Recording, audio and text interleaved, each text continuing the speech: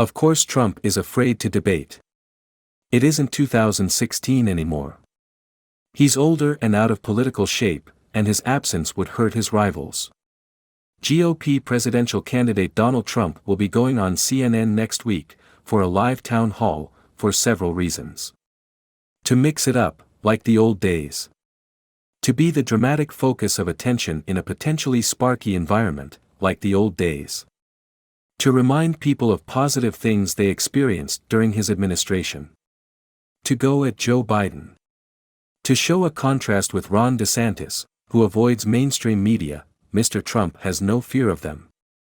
To attempt to stanch the bleeding among independents. A sophisticated friend of his wondered this week what attitude Mr. Trump will bring to the stage. Will he double down or act as if he's learned some lessons?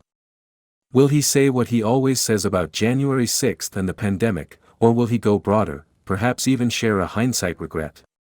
The friend thought the latter route smarter, it would be fresh, and independents might say, interesting, but expressed no confidence it would happen. I think that was a hint that if Mr. Trump doesn't present himself as a man who's learned some lessons, his prospects aren't good. Reports continue from Trump world that he will skip the first few Republican primary debates, and has told the Republican National Committee as much. This should surprise no one.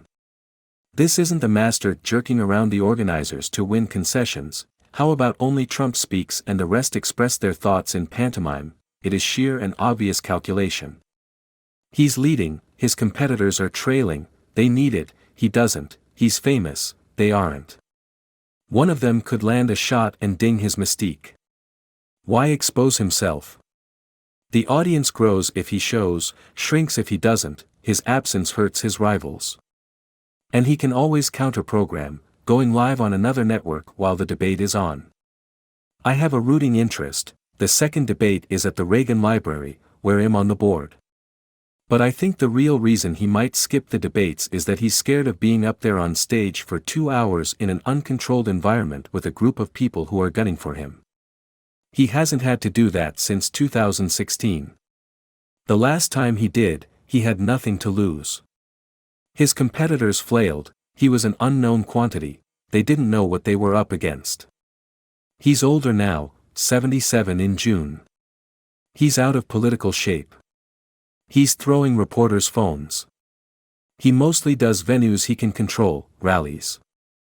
When I was writing this I saw what Chris Christie said on Hugh Hewitt's show, if he really cares about the country, then he's going to get up there, and he shouldn't be afraid. I'm sorry to see that Donald Trump feels like if he gets on the stage, he's at risk of losing his lead. If, in fact, his ideas are so great, if his leadership is so outstanding, then his lead will only increase. But obviously he's afraid. He's afraid to get on the stage against people who are serious. And if he's afraid he has no business being president. That's a taunt, that's the truth. If Mr. Christie gets in, it would be as an undervalued executive talent who's learned a few lessons and is a street fighter.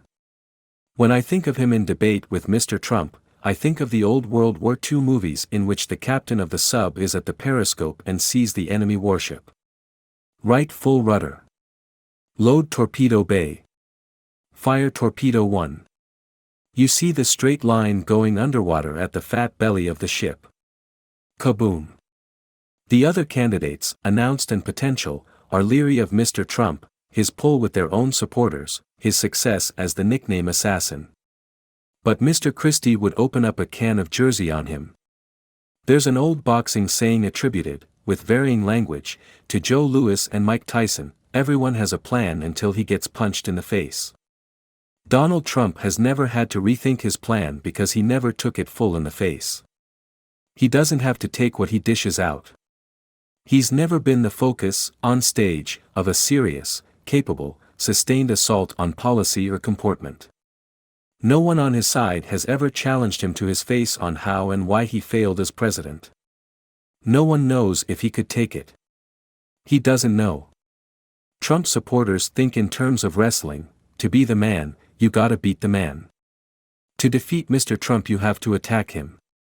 But here, they say, is the problem. If you attack Mr. Trump, his base will never forgive you. They say this as a warning: damage Mr. Trump and you seal your own fate. But Donald Trump isn't some protected species, he's a politician subject to the same rules of politics as anyone else. If you go at him successfully, you're a hero to many, a villain to some, and you move from there. He should be challenged like anyone else, not treated like a golden egg on a down pillow. The presidency requires a fight. It doesn't need your deft little jabs, your prudent self-protectiveness and indirect critiques.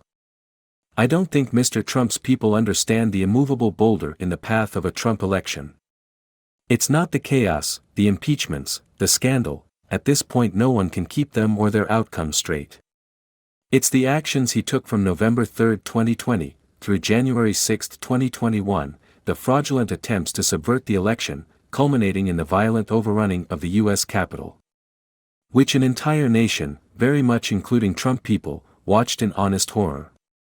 Mr. Trump's people see this as a political problem, a messaging problem, and not what it is, a moral one. But it is the thing Mr. Trump can never get past.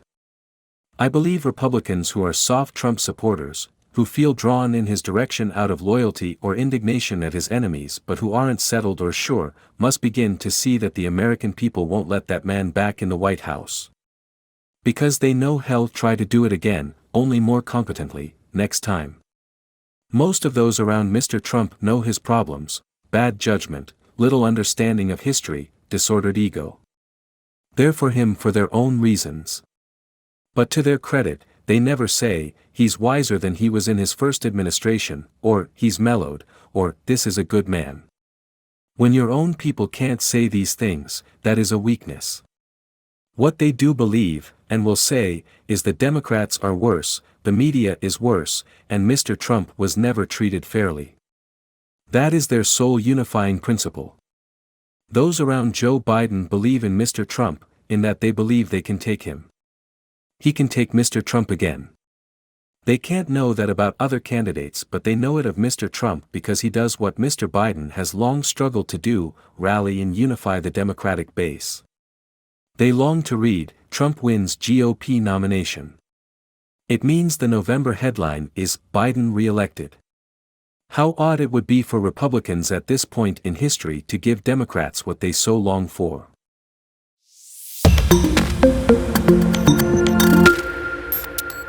Of course Trump is afraid to debate. It isn't 2016 anymore. He's older and out of political shape, and his absence would hurt his rivals. GOP presidential candidate Donald Trump will be going on CNN next week, for a live town hall, for several reasons. To mix it up, like the old days. To be the dramatic focus of attention in a potentially sparky environment, like the old days.